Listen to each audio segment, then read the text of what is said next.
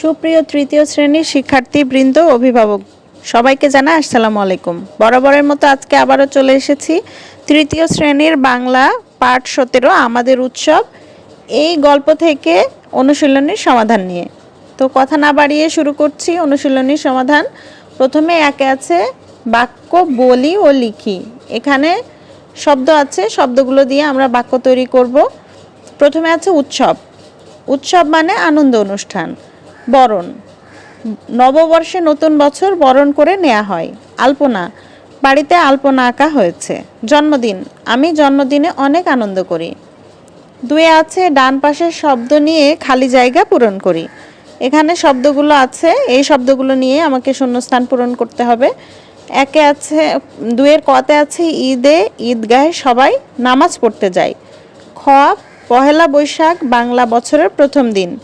গ হিন্দুদের সবচেয়ে বড় উৎসব দুর্গাপূজা। ঘ সন্ধ্যায় প্রদীপ জ্বালানো হয় বুদ্ধ পূর্ণিমায়। এরপর আছে তিনে বাম পাশের সাথে ডান পাশের মিল করি। এখানে বাম পাশে আছে মুসলমানদের প্রধান উৎসব, হিন্দুদের সবচেয়ে বড় উৎসব, বৌদ্ধদের সবচেয়ে বড় উৎসব, খ্রিস্টানদের সবচেয়ে বড় উৎসব। আর এই পাশে আছে বুদ্ধ পূর্ণিমা, বড়দিন, ঈদ, দুর্গাপূজা। তো আমরা মিল করি।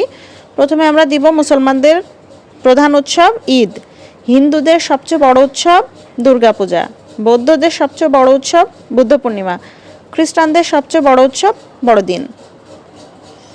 এরপর চারে আছে বুঝেনি, পাচন মানে বিভিন্ন সবজি সিদ্ধ করে তৈরি করা খাবার। আর আছে বৌদ্ধ বিহার মানে বৌদ্ধদের প্রার্থনার স্থান। পাঁচে আছে প্রশ্ন, মুখে মুখে উত্তর বলি ও লিখি। কতে আছে ঈদুল আজহা কাদের উৎসব।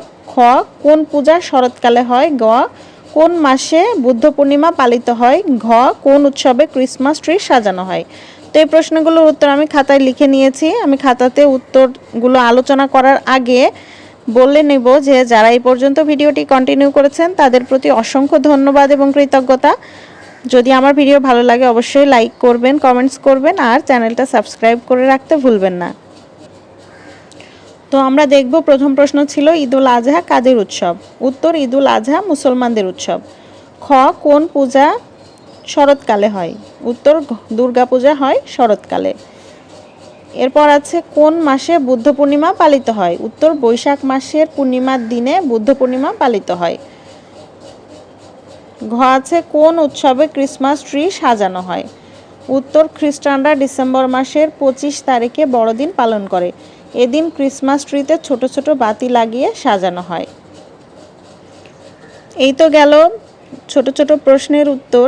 এবার আমাদের দেখব 6 নম্বরে কি আছে। নিচের ছবি দেখি ভাবি এবং কোনটি কোন উৎসবের ছবি বলি ও লিখি।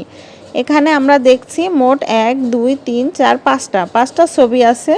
তো এই ছবিগুলো দেখে আমাদেরকে বুঝতে হবে যে এই ছবিগুলো দিয়ে কি বোঝাচ্ছে, কোন উৎসবের কথা বোঝাচ্ছে।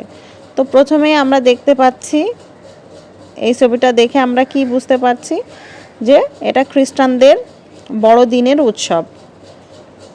আর এখানে দুইটা লোক কোলাকুলি করছে এমন একটা ছবি আছে।